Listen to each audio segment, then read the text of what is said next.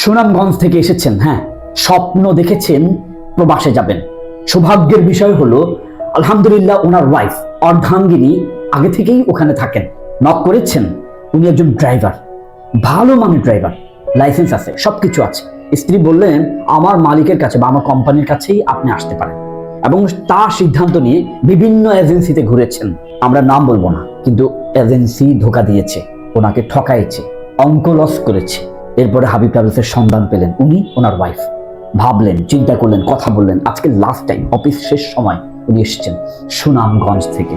কত দূর ভাবা যায় না।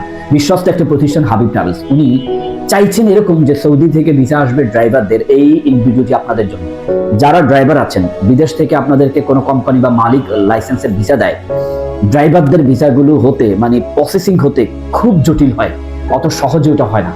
তার থেকে ভালো হবে যিনি আপনাকে ভিসা দিতে চাচ্ছেন তাকে বলবেন আমি কোনো একটা ওয়্যার হাউস থেকে চলে যাই, আপনারা যাওয়ার পর আমাকে শুধু একটা আকামা করে দিবেন এবং কাফেলা করে নেবেন। তলব দিয়ে কাফেলা করলে হয়। চলুন ভাইজানের হিস্ট্রি এটা একটু শুনে নেওয়া যাক। ভাইজান, একটা ট্রাভেলসে গিয়েছিলাম, তখন তারা অনেক করছে, আমার অনেক সময় লস করছে। তখন আপনাদের ভিডিও দেখে আমার ভালো লাগলো, এই কারণে ওদের কাছ থেকে কাগজপত্র নিয়ে আসছি, আপনাদের এখানে আসলাম আর কি।